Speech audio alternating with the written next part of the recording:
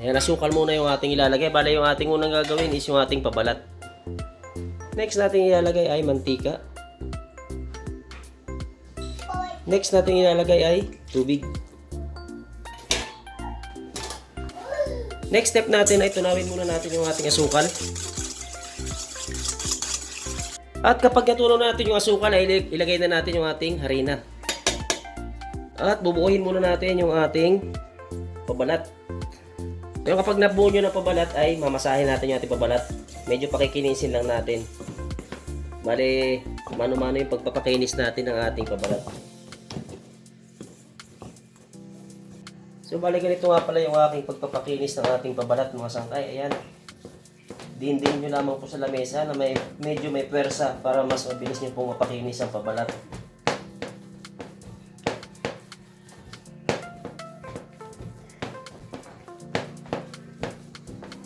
Yan, mapapansin nyo, ang bilis kuminis, di ba?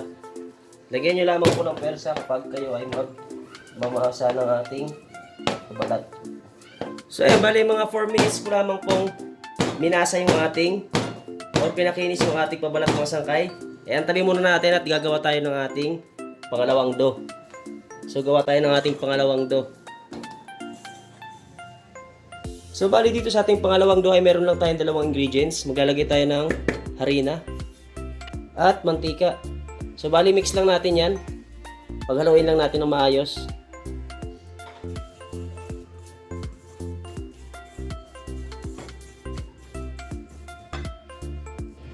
So, ayun na yung ating second dough mga sangkay. Kapag inyo nang nahalo ng maayos, ay kunin na natin yung ating unang dough na ginawa.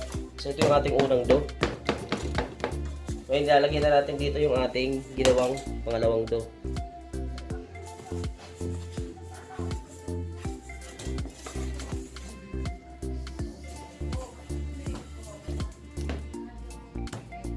At close lang natin ito mga sangkay. So, ito na yung ating pabalat ng hopya. Kompleto na. So, ayan. Bali, rest muna natin. Gagawa tayo ng ating palaman. Yung ating nga palang palaman mga sangkay is hindi tayo gagamit ng ube or munggo na palaman. Bali, yung gagamitin natin palaman is choco lamang po. Para mas madali kayong makagawa ng hopya. So, next natin gagawin ay palaman. So, yung bali sa ating palaman mga sangkay is kailangan natin ng asukal. Maglagay tayo ng konting food color, brown, cocoa powder, milk powder. Next ay maglagay tayo ng tubig, mantika, at margarine. At kapag nalagay na natin yung mga ingredients na yan, ay mix muna natin.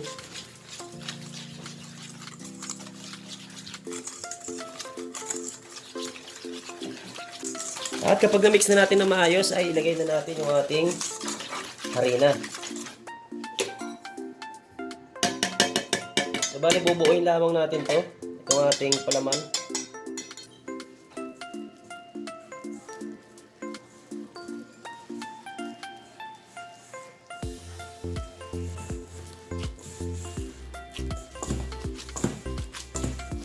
At kapag nabuo na ito natin ating palaman ay tabi muna natin, balikan na natin yung ating pabalat.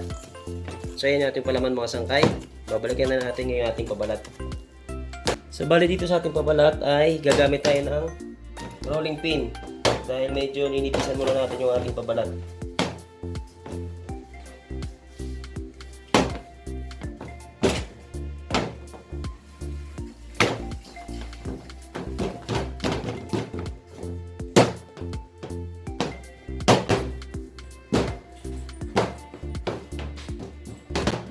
So, kapag nanipisan nyo na ang inyong pabalat, ay bastonin natin.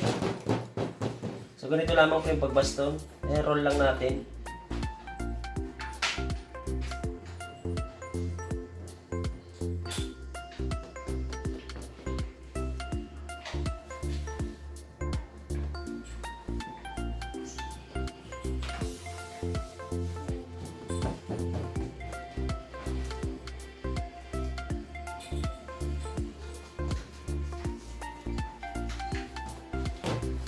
At kapag atin ng na-roll ay cut na natin para malagyan na natin ng palaman.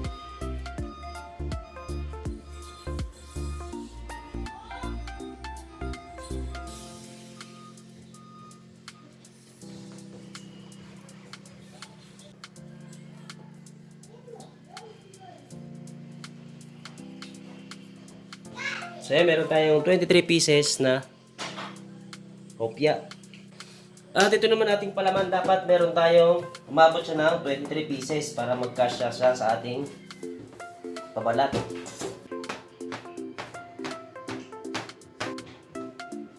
So bali nagawa na natin yung ating pabalat at saka yung ating palaman. Ngayon ay pupormahin na natin yung ating hopya.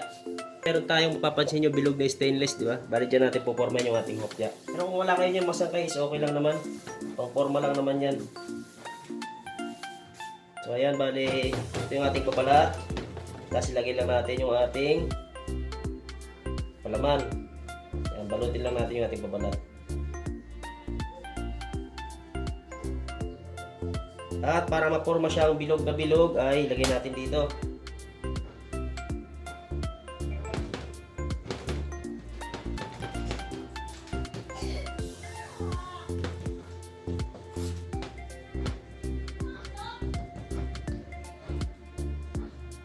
So ayan na po yung ating hopya. Bali itong ating nga palang hopya mga sangkays, lulutuin natin to sa kawali. Hindi natin kailangan ng oven.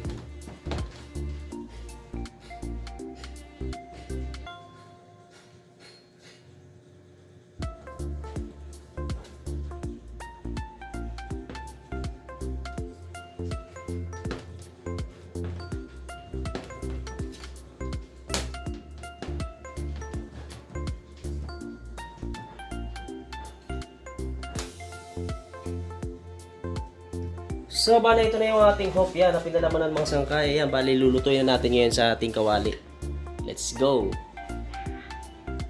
So, bali dyan sa part na yun mga sangkay is isasalang na natin yung ating hopya.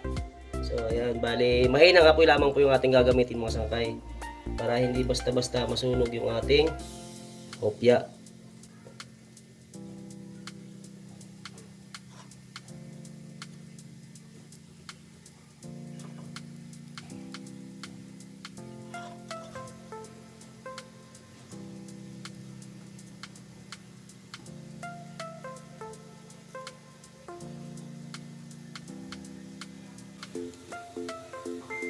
So yung mga sangkay, kung sakaling brown yung kanyang ilalim ay pwede natin baliktarin. So ayan o, babaliktarin lang natin.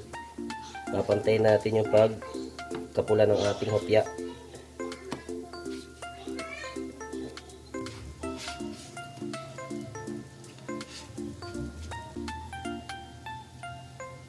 So yung mga sangkay, kung sakaling kabilaan ay napapulan nyo na ng bahagya ay yung side naman po niya dapat maluto rin. Ayan, ganyan din lamang po natin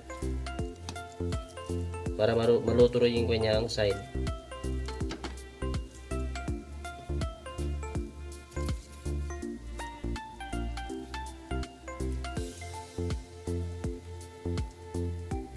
So yun na mga sangkay yung ating hopya, bali luto na, ayan na oh. Oh, sarap. Nakagawa tayo ng hopya kahit wala tayong makina, wala tayong oven. So yun mga sangkay, idea sa paggawa ng ating hopya, homemade hopya sa mga sangkay. Bali, kung nagustuhan yung video na ito mga sangkay ay paki-like at share naman ang ating video.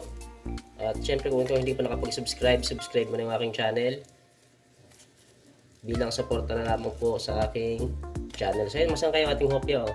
Bali, mas masarap kainin yung ating hopya kapag malamig na. So yun, bali papalamigin muna natin to bago natin to lantakan